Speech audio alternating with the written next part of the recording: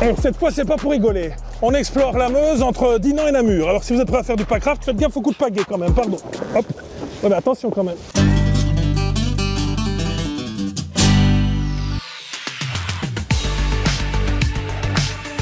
Cet hôtel est vraiment incroyable, j'entends tes comptoirs, maintenant c'est un chiche. Ah, vous comprenez pas? Non, je dis que cet hôtel est vraiment incroyable. Le château a été construit en 1906 par la famille Boel, et pour boire un café en bord de Meuse, il n'y a pas mieux. Et cet hôtel, petit bijou discret, se cache en pleine nature face à l'île d'Androssard, un panorama juste parfait. L'hôtel s'appelle les Sorbiers, nous sommes à Astières, et ce qui est génial, c'est qu'on se croirait dans un décor de film.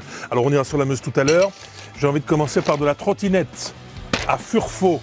J'ai rendez-vous à Furfaux, au milieu de nulle part, avec Nicolas. Il n'y a pas d'eau cette fois, mais des champs à perte de vue.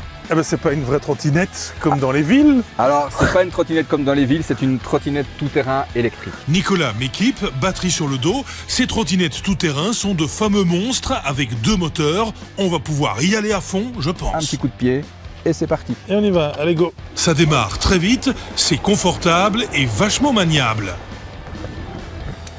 C'est un peu isolé, Nicolas. Pourquoi vous vouliez absolument qu'on vienne faire de la trottille ici? Ah bah écoute, tu vas voir, dans une centaine de mètres, on va arriver aux aiguilles de Challeux. C'est vraiment un super point de vue. Et c'est vrai qu'en arrivant, le souffle est coupé. Oh purée. Ah, c'est pas joli ça? Ah c'est magnifique, waouh. Nicolas m'assure qu'avec plus de temps, il aurait pu me montrer plein d'autres paysages du genre. Mais bon, il est temps pour nous de redémarrer. Stop, stop, stop, stop. Question prioritaire. Dis-moi. Un resto près de l'eau pour manger. Tu peux aller chez Florence, à la Flobette. Changement de décor. Nous voici en bord de l'Est, au milieu de nulle part. Des dizaines de kayaks nous frôlent et passent à côté d'un autre trésor caché. Alors là, dans le genre perdu, on arrive ici que à pied ou en kayak. Faut vraiment tomber sur ce truc, hein. Et je suis un petit vénard, c'est Florence, la patronne, qui va s'occuper de moi. Bonjour, vous avez fait votre choix? Oui, mais alors je vois que tout est végétarien en fait chez vous. Oui, ici tout est végétarien à base de produits locaux que j'achète chez les maraîchers du coin. Bon, la soupe m'a fait de l'œil et le burger pois chiche aussi. Ah, c'est un très bon choix. Vous pouvez tout mettre en même temps. Oui, parfait. Merci beaucoup. Verdict, mon hamburger de pois chiche était ultra goûtu et copieux. Me voici requinqué, prêt pour la suite. Bon, je fais pas de kayak, j'ai déjà fait la descente de la Lesse quand j'étais petit. On va maintenant aller explorer la Meuse, parce que j'ai un plan assez inédit. Vous allez voir. Direction Anserem, cette fois en bord de Meuse.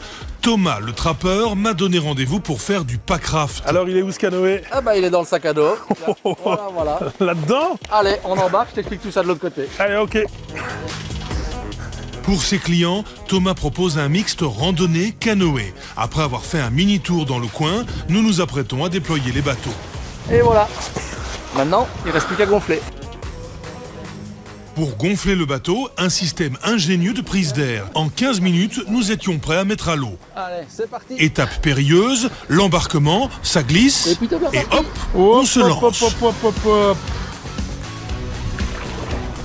Au milieu de l'eau, très apaisé, des sensations sportives assez inattendues. C'est pas une invention namuroise, ça le canoë, ça vient d'où ce truc? Ah non, effectivement, donc le packraft, qui est le terme officiel pour ce type de canoë, est une invention qui vient de l'Amérique du Nord. Je sais pas si on a de la chance avec le courant ou avec le vent, mais c'est assez pagayable en fait.